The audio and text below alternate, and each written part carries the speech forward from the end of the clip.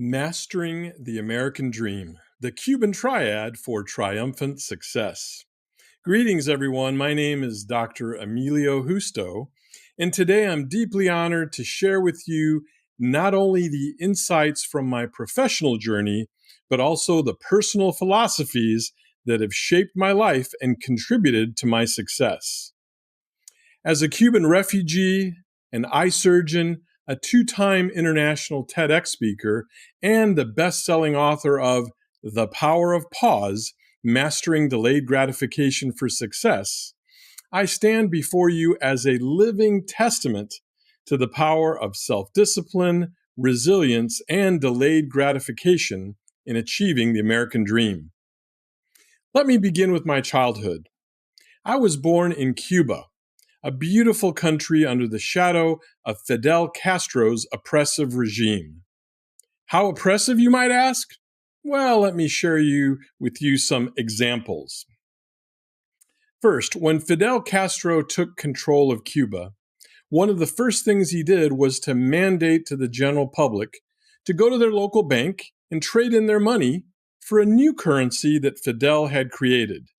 Of course, this new currency was essentially worthless, as Fidel wanted the existing currency in cash to maintain his revolution. My father, who always distrusted Castro, instead chose to bury his money in the backyard.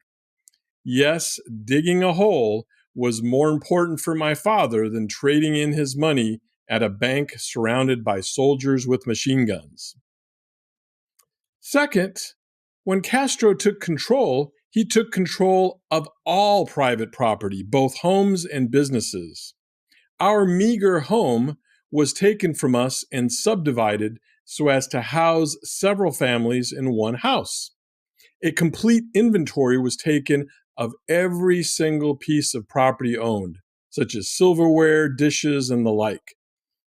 My father owned a small shoe store named the Peleteria California, which means the California shoe store.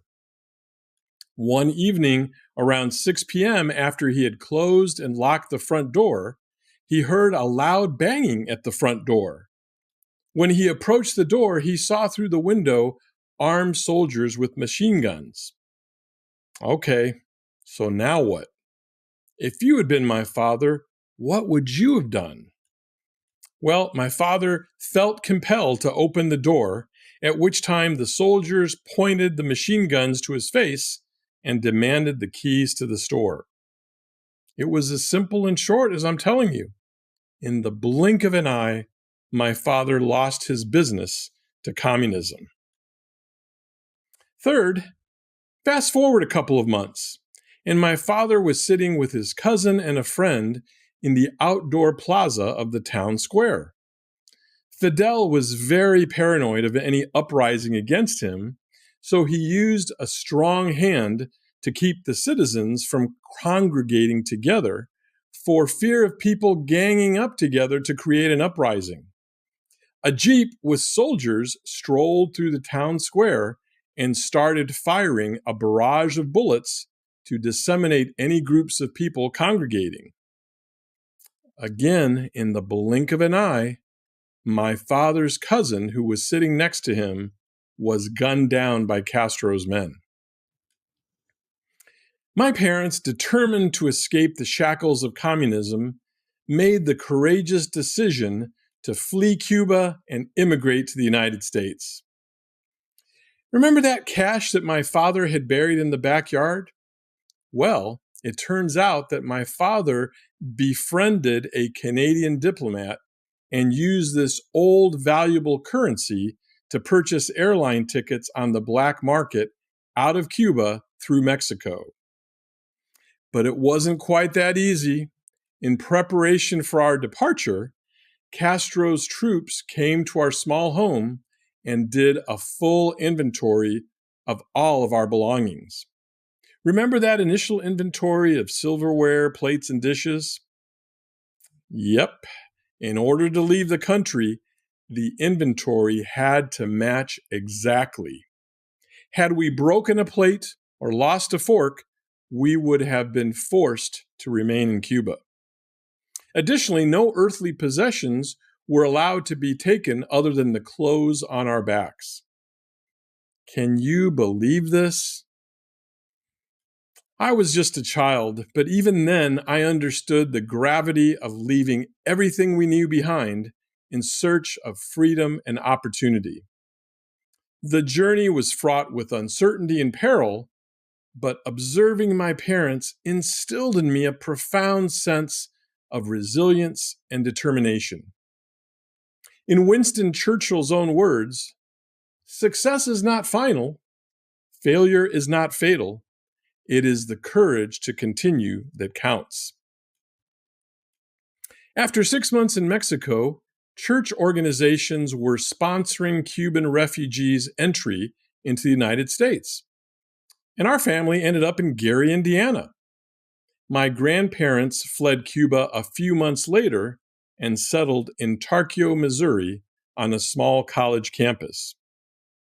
My father worked 2 full-time jobs, and my mother temporarily moved 3 hours away to Indiana University to study all over again after having received her doctorate in education in Havana. I was sent nearly 1,000 miles away to grow up with my grandparents on the campus of Tarkio College, living in a small 800-foot dorm apartment. What would you have done with your only child in these same circumstances? Would you have sent your child away, or would you have kept your child with you? My parents made the very difficult decision to sacrifice their only child for 5 years in an effort to establish themselves to build a better life for me in the long run. Boy, talk about delayed gratification. I think Brian Tracy encapsulates it beautifully when he says, the ability to discipline yourself to delay gratification in the short term in order to enjoy greater rewards in the long term is the indispensable prerequisite for success. While being constantly surrounded by college students in Tarkio was exhilarating, it was also stressful learning a new language and culture while resisting discrimination and poverty. Some of my so-called friends made fun of my grandparents for their accents and lack of fluency in English. After growing up in Tarkio from kindergarten through 4th grade, we moved back to Indiana for 5th grade after my parents had saved enough money to purchase a home in Crown Point, just a few minutes south of Gary. My father now only needed one job as a steelworker, and my mother taught high school Spanish. Now, fast forward to my teenage years, we had settled in America, and I was determined to make the most of the opportunities that lay before me. However, life in a new country wasn't always easy, yet my parents' unwavering belief in the American dream inspired me to persevere. Using my own mantra, which I call the Cuban Triad, a combination of self-discipline, resilience, and delayed gratification, these principles have illuminated my path forward and been my guiding stars towards success. When we arrived in the United States, we had nothing but hope and a burning desire to succeed. Self-discipline was essential for me as I navigated the challenges of a new country, learned a new language, and pursued my education. Whether it was pulling an all-nighter in high school to study or working late into the night to perfect my surgical skills, self-discipline kept me focused on my goals. Now, as you listen to this next story, think for a moment of one of your biggest life challenges and how you responded to it. Did you do your best at the time, or would you have done things differently? One vivid memory that stands out is from my early days in medical school. The workload was immense and the pressure was overwhelming at times. One of my best friends at Michigan called me late Sunday afternoon with tickets to a concert that night, and I had to study for a gross anatomy test the next morning. And it was a Beach Boys concert too. Oh my gosh, what do I do? Well, I told my friend that I appreciated the invitation, but had to study. My friend said, Ah, don't worry, you're smart, you'll do just fine. Really, I said.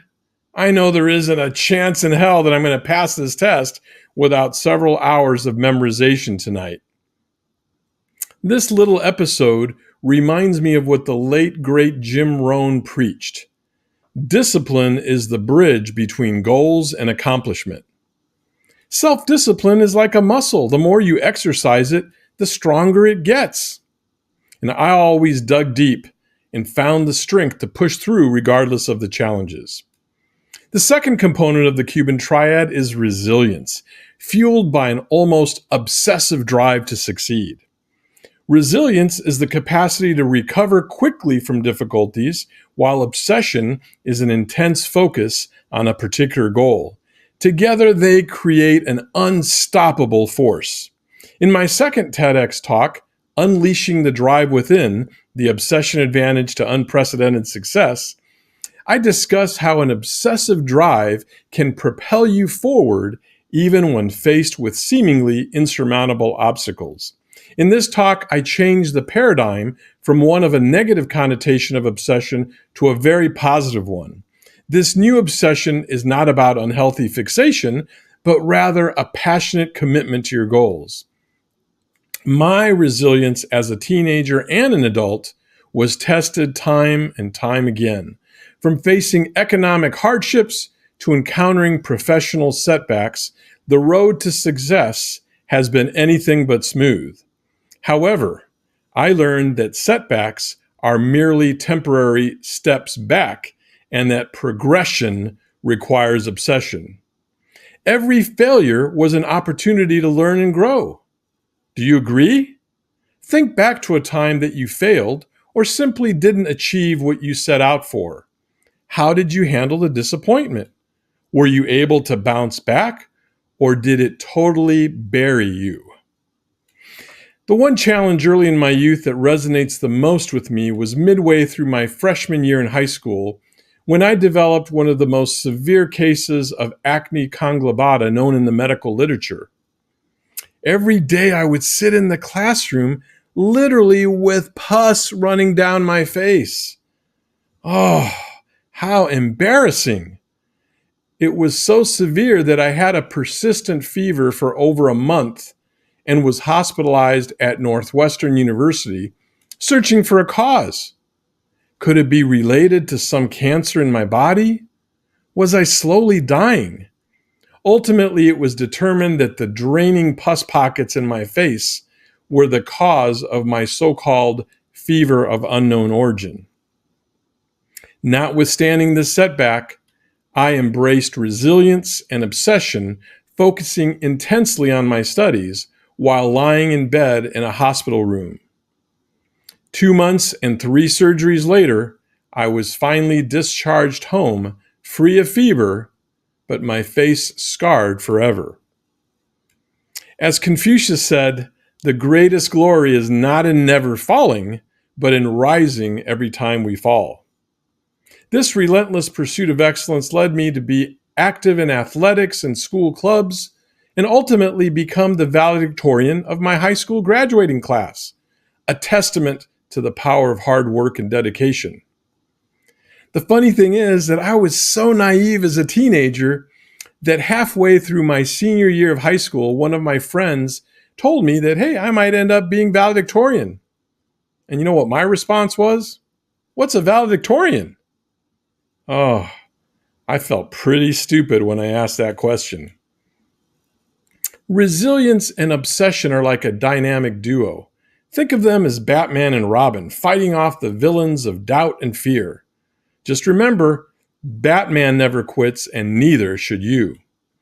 The final pillar of my Cuban Triad is delayed gratification.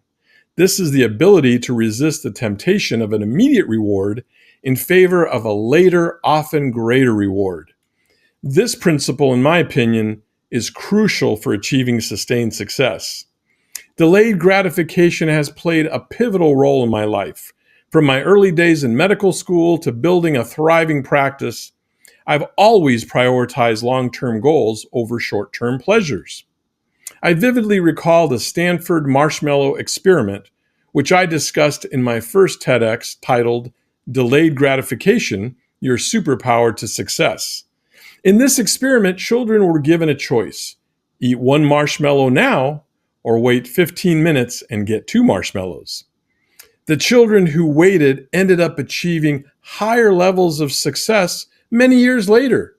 This marshmallow study demonstrated that children who could delay gratification were more likely to succeed in various aspects of life, including academics and personal relationships. Just remember that teaching children the value of patience and long-term rewards will set them up for success in all aspects of life. When I was at the University of Michigan, I always purchased season football tickets like most students. And for those of you who don't know, the Michigan Wolverines are one of the elite blue blood programs in college football. I remember I would purchase a 6-pack of season tickets for only $36, the student price for end zone tickets. However, I didn't have much money in those college days and had tons of student loans. I consciously chose not to attend the football games and instead scout my tickets. Wow, I could turn a $6 ticket into $50. I then used the profit to be able to buy pizza on the weekends and attend an occasional concert. The ironic thing about this story is that now I fly to Michigan twice a year with my family to go to football games and sit on the 50-yard line. My, if this isn't delayed gratification at its best. You know, I'll never forget a quote that I heard early in my adult life. Good things come to those who wait, but better things come to those who work for it.